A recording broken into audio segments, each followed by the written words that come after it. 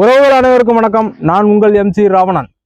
நம்ம வீடியோ முதல் முறையா பார்க்குறவங்க சேனலை சப்ஸ்கிரைப் பண்ணிட்டு மறக்காம பெல் பட்டன் அமைக்கிறீங்க. வீடியோ பிடிச்சிருந்தா லைக் பண்ணி ஷேர் பண்ணுங்க. உங்களுடைய கருத்துக்களை கட்டாயம் கமெண்ட்ல வந்து போடுங்க.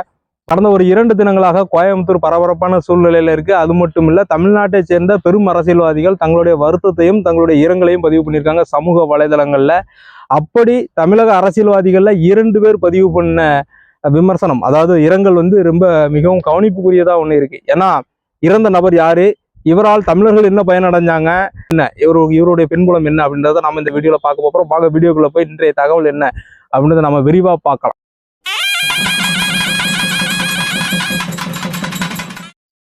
கடந்த ஒரு 2 நாளைக்கு முன்னாடி கோவை பாஷா அப்படின்ற நபர் கோயம்புத்தூரை சார்ந்தவர். இவர் உடல்நலம் சரியில்லாம மரணம் அடைஞ்சார். இவர் யாரு அப்படின்னு பாத்தீங்கன்னா 1998 இந்த உலகமே காதலர் தினத்தை ரொம்ப வெகு விமர்சையா சந்தோஷமா கொண்டாடிக்கிட்டு இருந்த நேரத்துல கோயம்புத்தூர்ல தொடர்ந்து ஒரு 12 இடங்கள்ல குண்டுவெடிக்கி, இந்த குண்டுவெடிப்புனால 58 பேர் உயிரிழக்கிறாங்க. 200க்கும் மேற்பட்டோர் தங்களுடைய உடல் பாகங்களை இழந்து இன்றளவும் அவர்கள் அங்க ஈழத்தோட வாழக்கூடிய சூழ்நிலை.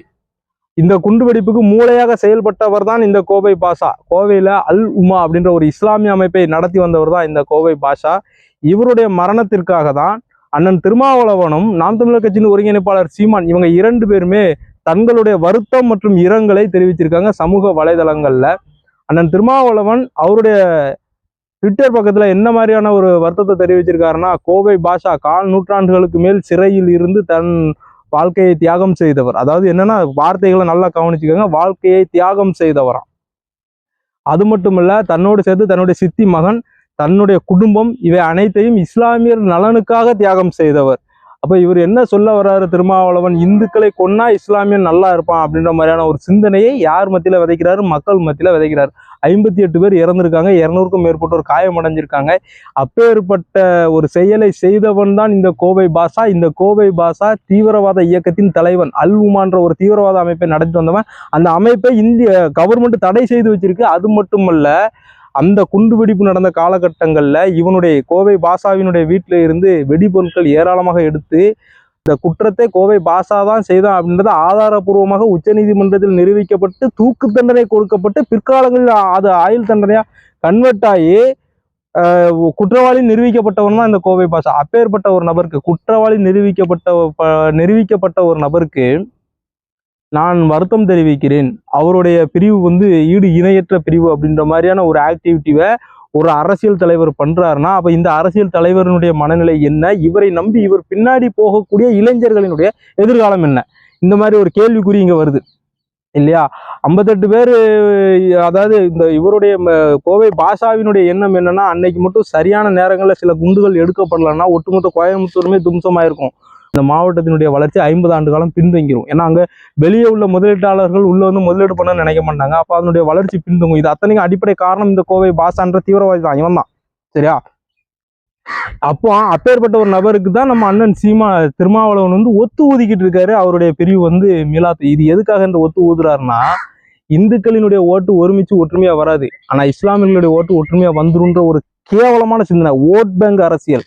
செத்த எவனும் திருமாவளவனுக்கு சொந்தம் கிடையாது, ரத்த உறவு கிடையாது. அதனால தான் இந்த மாதிரியான ஒரு சிந்தனைலாம் திருமாவளவன் போன்ற அரசியல் நபர்களுக்கு வர்றதுக்கு காரணம். அடுத்தால அண்ணன் சீமான் என்ன பதிவு பண்ணி, அந்தப்பதான் எனக்கு பாஷா அவரோடு இருந்த உறவுகள் எல்லோரும் எனக்கு நன்கு அறிமுகமானார்கள். நிறைய காலங்கள் நாங்கள் மனம் விட்டு பேசிக்கொள்ளக்கூடிய அரிய வாய்ப்பை நான் பெற்றேன். அதுக்கு பிறகு அவ்வப்போது சிறை விடுப்பில் அவங்க வெளியில் வரும்போதெல்லாம் அலை தொடர்பில் என்னோட இணைவாங்க. இப்போ சமீப காலமாக இந்த மாதிரி சிறை விடுப்பில் வரும்போது என்னிடத்துல வயசாயிடுச்சு, நீ எப்படியாவது போராடி எனக்கு விடுதலை வாங்கி கொடு, இனிமே கடைசி காலத்தில் நான் பேரம்பேத்தியோட இருந்துட்டு இப்படி என் வாழ்க்கையை முடிச்சுக்கிறேன்னு சொல்லி நான் கழுதலுக்கு பேசுவாங்க. இன்னும் என் காதுகளை கேட்டுட்டு இருக்கு. அப்போ நான் அதுக்கு என்னால் முடிஞ்ச வரைக்கும் நான் போராட நீங்கள் நம்பிக்கையோடு இருப்பேன் என்று நான் அப்பெல்லாம் உறுதி கொடுத்தேன், வாக்குறுதி கொடுத்தேன். இருக்காருன்னா, நான் இலங்கை தமிழர்களுக்காக போராடி, இந்த நாய் எங்க போராடிச்சுன்னு தெரியல, நான் இலங்கை தமிழர்களுக்காக போராடி கோவை சிறையில் இருந்த காலகட்டத்தில் அப்பா பாஷா யாரு 58 தமிழர்களை கொன்னு ரத்தத்தை குடிச்சு சுவைச்ச ஒரு தீவிரவாத அமைப்பின் தலைவன் பாஷா இவனுக்கு அப்பனா.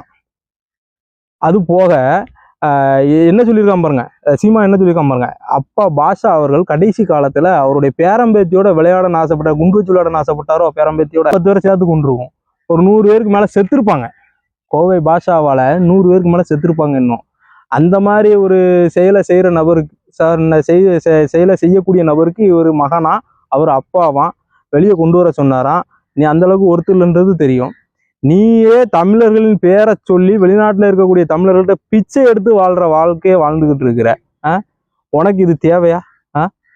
நான் என்ன கேட்கேன், அந்த நபரை நீ வெளியே கொண்டு வந்துட்ட, எக்ஸ்ட்ரா ஒரு 50 பேரை கொண்டுட்டானா ஏத்துக்கிடுவியா? நீ செத்து போன 58 பேருமே கொஞ்சம் அந்த தமிழ் சமூகத்தின் உறவுகள் தானே. அப்ப நீ தமிழன்ற பேர்ல கலெக்ஷன் பண்ணி திங்கிறத மட்டுமே உன் தொழிலா வச்சிருக்கிற. தமிழ் சமூகத்தின் பெயரை சொல்லி வெளிநாடுகள்ல இருந்து பணத்தை வாங்கி தமிழ் உறவுகள்கிட்ட பணத்தை வாங்கி ஒன்னை வளர்த்தது, உன் வயிற்ற வளர்த்தது, உன் பொண்டாட்டி பிள்ளைகளுக்கு சோறு போடுறதுக்கும், நீ 4 பிளாக் ஹேட்ஸோட சுத்துறதுக்கும், சுகபோகமான வாழ்க்கை வாழ்றதுக்கும் எதுக்கு இந்த கேவலமான பொழைப்பு? செத்து போன 58 பேரும் என்ன சிங்களத்து இராணுவ வீரனா? சிங்களத்து இராணுவ வீரனை கூட விடுதலை புலிகள் நேருக்கு நேரா நெஞ்சில தான் சுட்டு கொண்டாங்க. உன்னை போல கோவை பாஷாவை போல அப்பாவி பொதுமக்களை குண்டு வச்சு கொள்ளல. அப்படி குண்டு வச்சு கொண்ட நபருக்கு நீ முட்டு கொடுத்து நீ பின்னாடி நீ எவ்வளவு பெரிய அயோக்கியனா இருப்ப? சீமான், திருமாவளவன் இவங்க 2 பேருடைய கட்சியுமே இந்த தமிழ்நாட்டில் தடை செய்ய வேண்டிய கட்சி. இந்த கட்சிகள்லாம் இந்த தமிழ்நாட்டில் இருந்தால் தீவிரவாதம் மேலும் வளரும். அதனால தமிழக அரசு தயவு செய்து இது போன்ற நபர்கள் மீது கடுமையான நடவடிக்கை எடுத்து இவர்கள் கட்சியை தடை செய்யணும்னு வேண்டிக்கிறோம். மக்கள் இந்த மாதிரி நபர்களை அடையாளம் கண்டு இவங்க தேர்தல் காலங்களில் இவங்களுக்கு ஒரு ஓட்டு கூட போடாதீங்க. அதுதான் உங்களுக்கு சிறப்பாக இருக்கும். இவங்கெல்லாம் செருப்படுத்தி செல்லில் அடித்து விரட்டி விட்டுருங்க. அதுதான் நல்லது. மீண்டும் ஒரு நல்ல தகவலுடன் உங்களை சந்திக்கும் வரை MC ராவணன். நன்றி, வணக்கம்.